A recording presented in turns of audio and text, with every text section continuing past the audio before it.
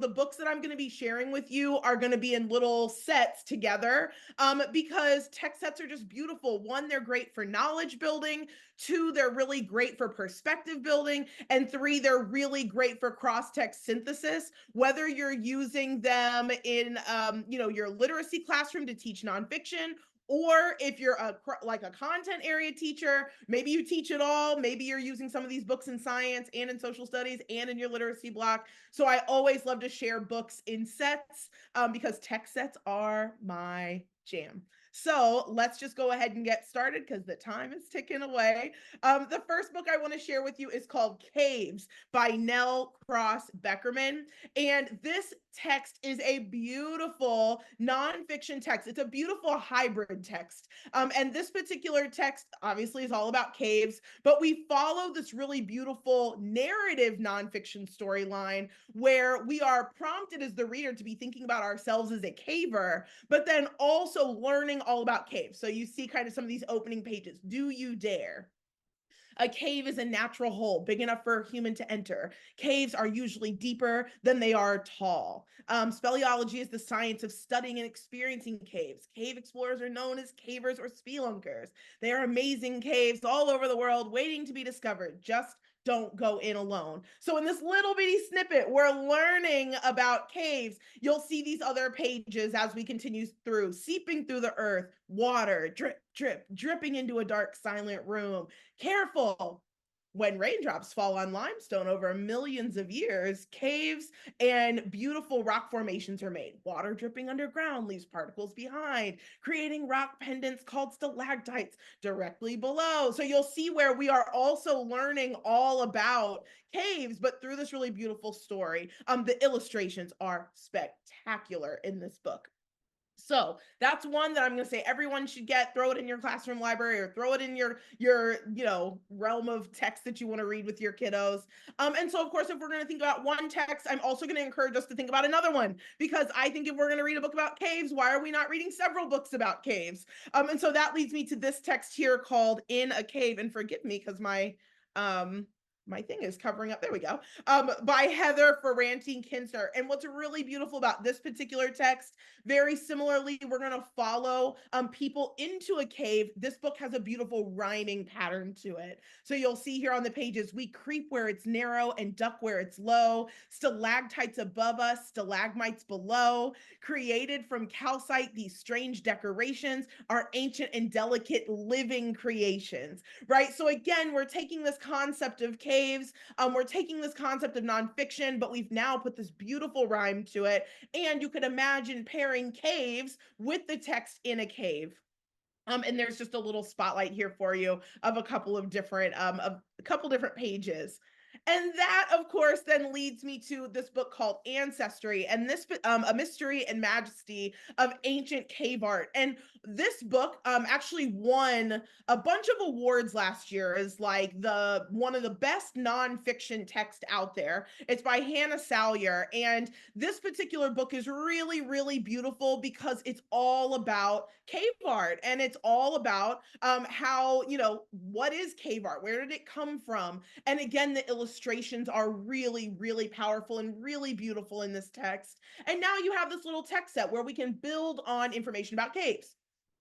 So I'm gonna put those three titles here on the screen for you, so that way you can take a little screenshot. I probably should have mentioned that before, so that way you're not taking a million pictures. There will be a slide that spotlights all three of the books that go together. And one of the things I want to name for you as you're thinking about nonfiction text that I think is really important, is that as these texts tie together, I'm not saying don't also go get those really great expository nonfiction texts like the National Geographics, the Time for Kids, whatever it might be. I'm super obsessed right now, though, with these hybrid kind of narrative nonfiction books.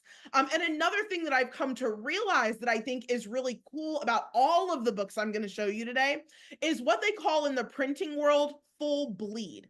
Full bleed in the printing world is when the illustration goes all the way to the edge of the page. And that means that there's no white space. So when you're thinking about these pages that I've just shown you, you see how the image goes all the way to the edge of the page. It makes the illustrations pop, right? It makes them jump out at you because there isn't a ton of white space.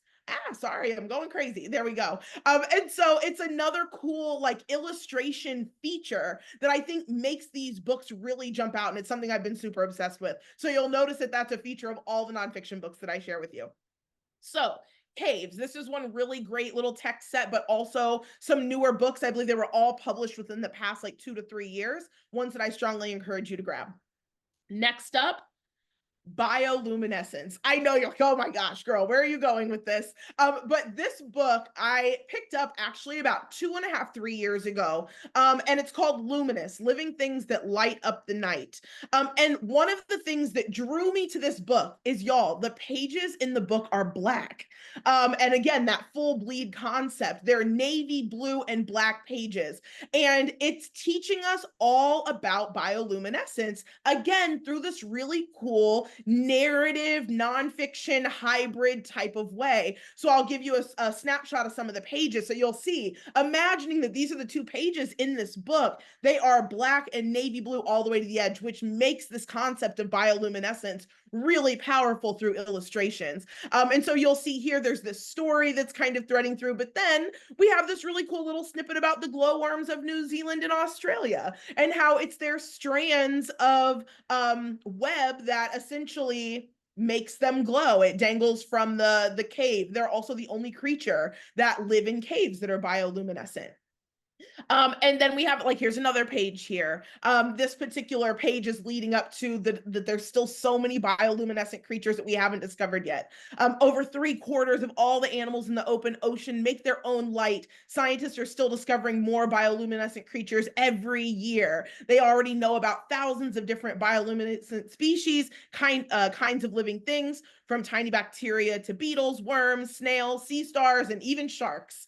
So again, imagining this 2-page spread is actually black on the page. The pages are black. So you can imagine this color and the way it pops in the book. It keeps engagement really, really high with this particular text. Here's another image from that book as well.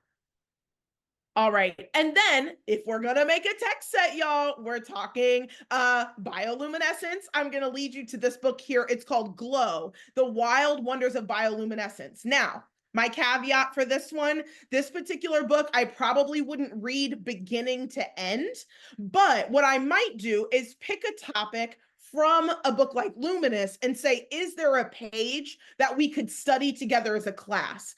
Or are there a couple of pages that we could study together? So I gave you just a couple of little snapshots of the type of pages that are inside of this book. Again, the thing that's really cool with bioluminescence is the way that these illustrators have used dark colors to make the brighter colors pop. So we have things like the deep dive. That top page is all about the researchers behind bioluminescence. There's this really cool map to spotlight where you might find bioluminescent creatures around the world. So really, really cool text. Again, one that you might decide to open up to a page or two and spotlight alongside. Talk about the cross-text synthesis, right? We found a topic we want to learn about. Now let's go learn a little bit more. Which then leads me to this title, Lights On, Glow in the Dark Deep Ocean Creatures. Now, this particular book is not one that has necessarily that like narrative storyline, but it really is just teaching us all about bioluminescence.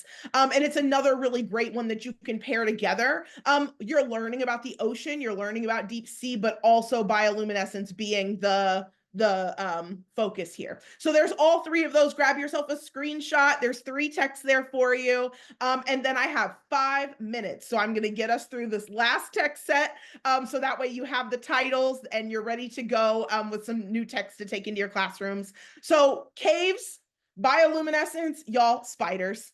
I am obsessed with these books about spiders. This one's called Jumper, A Day in the Life of the Backyard Jumping Spider. Very similarly, full bleed pages. You see how these illustrations take up the whole page. And this particular book is from the perspective of the jumping spider. And it's helping you to think about, like, what if you could jump 5 times your body weight? What if you could see X, Y, and Z? And so we kind of follow this little jumping spider, but we're learning all about things like how far they can jump, how they feel the vibration of other creatures, how they see in their perspective into the world. Really, really great text. To tie with that, there's this really fun book called I'm Trying to Love Spiders. And so this book is all about learning about spiders, even though a lot of times spiders give us the ick. And this author and illustrator, same person, her name's Bethany Barton, has brought humor to this concept of spiders. And I am always led to this page here that's like, and spider webs are cool. She has this little illustration here where we see different types of spider webs. She tells us they spin webs out of protein packed silk that they make themselves. But then she gives us these highly relatable comparisons. Like that, for example, is like if you built a house out of your own hair and then you caught food inside of your own hair, which is also your house, right? So it's super silly, but it's also super impactful because we're learning so much about spiders, which then leads me to this book, Diary of a Spider. Diary of a Spider is actually a full series. There's Diary of a Worm. I think there's Diary of a Fly. And this book is written in diary entries, but we're learning all we can learn about a particular insect or bug. So for instance, I love this, like March 1st, today was Grandparents' Day. So I brought Grandpa with me. He taught us three things. One, spiders are not insects. Insects have 6 legs. Without spiders, insects could take over the world. And 3, butterflies taste better with a little barbecue sauce. So again, just silly, but we're also learning along the way. So again, 3 texts here that could be really impactful together where we're learning alongside. Now then imagine taking this, pairing one of those like National Geographic books about spiders, or pairing a Time for Kids article, a News ELA article, whatever it might be about spiders with this. And so then I now have created and curated a small text set where I'm developing knowledge or I'm experiencing perspectives along the way about a particular topic.